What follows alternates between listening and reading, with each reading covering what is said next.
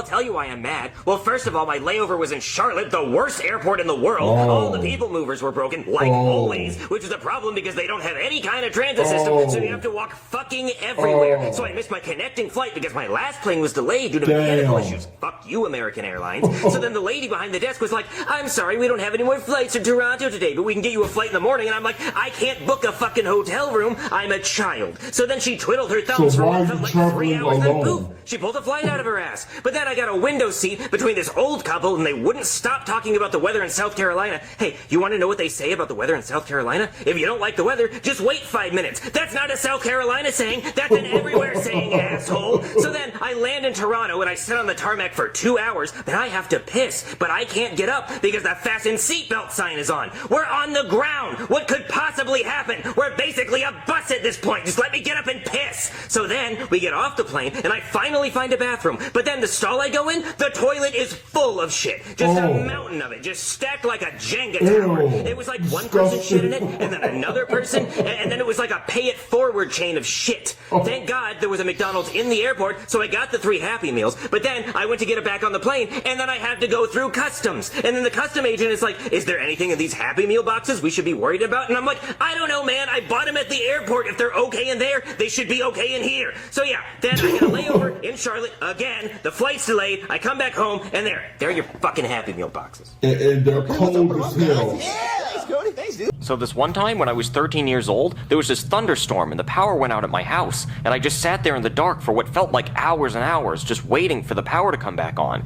And after a while, I started to wonder if the power was ever going to come back on. And then eventually, it did. It just came right back on like magic.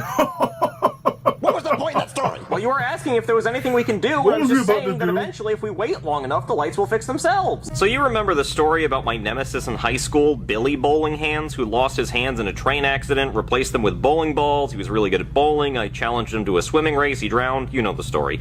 Well, Billy had a younger brother named Bobby Bowling Hands. I had a woodshop class with him, and he was so sad about his brother Billy dying that while we were cutting wood for a wooden race car project, he cut his hands off and replaced them with bowling balls like his brother.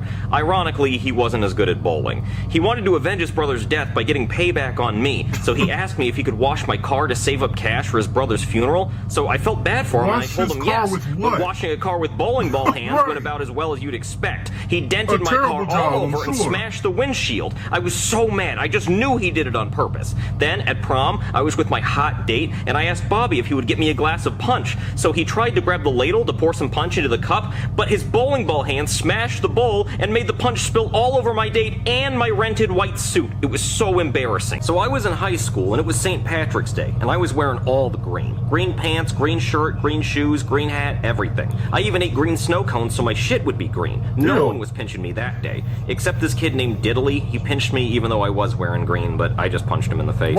Anyway, I was in class pinching any kid that wasn't wearing green, and they couldn't say shit because they weren't wearing green, and I caught them. So after I was done pinching the whole class, I saw the perfect victim, Mrs. Thickums, my sex ed teacher. She had the fattest ass. I'm talking a huge dumpy. Humpty Dumpty sat on a wall, and the wall was her ass. Everyone in school wanted to know if it was firm or juicy, and I noticed she wasn't wearing green, and I thought, today's the day I finally find out what Mrs. Thickums' ass feels like. She was handing out tests from last week, and when she got to my desk, I looked her up and down to make sure she wasn't wearing green, and she wasn't, so I pinched the hell out of her ass, and it felt like jello. I pinched it a few more times, and I even gave it a smack, and then she turned around and yelled, "Brooklyn guy, principal's office, now!" I mean, and I said, you stood Mrs. there Thickums, and you let aren't him wearing do green, it. and you're double caked up on a Tuesday. So she said, I am wearing green, and she pulled down her pants and showed me her green thong. Man, I wasn't even mad I got suspended for 2 weeks. That was the greatest day of my life. But Mrs. Thickums did get arrested for mooning the whole class. So there was this kid I went to high school with named Mitch who liked to ding-dong ditch. His parents were rich, he shopped at Abercrombie and Fitch. He had this weird twitch, and he had perfect pitch, and he loved Lilo and Stitch. And his mom was a, well, you know what rhymes with Stitch, a whore. Well, anyway, every weekend Mitch would go around neighborhoods playing ding-dong ditch. He'd run up to people's houses and ring the doorbell and then just haul ass. But he never got caught, even though he bragged about it to everyone. Until one day, he decided to ding ding-dong ditch the wrong house. The ding-dong ditch witch. He went up to her house to ring the doorbell, but just before he touched the doorbell, the ding-dong ditch witch pulled out her wand and gave Mitch an itch that turned Mitch into an itchy little bitch. I'm talking he was so itchy all the time after that. He would itch in class, and people would think he had a disease. He would itch all day long. He would even itch while he was driving, and then he crashed his car into a ditch. He was paralyzed from the neck down, and his nose would itch, but he couldn't give it a scritch. That's a word. That's a word. It means the same thing as scratch. Look it up. And the hospital only had 2 movies. The movie Hitch and Lilo and Stitch, but it was the sequel, Stitch Has a Glitch, and he didn't like that one, so his nurse offered to switch it with her copy of Leroy and Stitch, but who's even ever seen that one?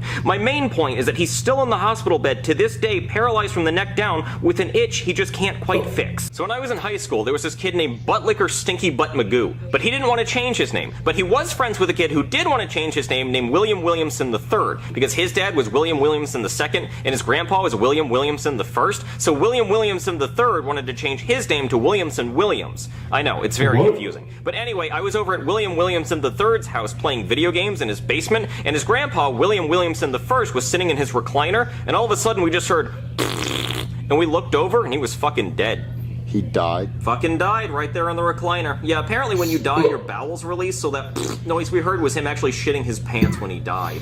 Yeah, I didn't know he died right away. My dad actually told me on the car ride home. He said, William Williamson died. That fart noise you heard was him dying. So now every time I fart, I think about it. I'm like, oh, is this gonna be the end? But no. So I hopped on a non-stop flight to Nepal, because that's where Mount Everest is, and then I hired a Sherpa to take me up to the top of the mountain. But about halfway up Mount Everest, my Sherpa died, so I had to make the rest of the hike on my own. But when I got to the top of Mount Everest, I saw a bald eagle's nest. So you made history too? Easy. So I grabbed one of the eggs, and then all of a sudden this eagle swooped down and punched me right in the face. Like he punched me. Like he didn't scratch me. He balled up his talons and punched me in the face. So I started throwing haymakers. I started punching him in his face. And then the eagle held me down and started pecking at my eyes, and then he threw me off the top of Mount Everest, and I fell all the way back down to the bottom. But I still had the egg in my hand, so I got that. So then I hopped on another non-stop flight to Guam, and then from there I took a submarine out into the bottom of the Marianas Trench, and I saw a family of octopi. So then I wrote free candy on the side of my submarine, because even octopus kids can't resist free candy. So then when they came up, I kidnapped the baby octopuses. And the octopus mom and dad, they were so upset, they were screaming an octopus. I mean, I don't speak octopus, but they seemed very upset.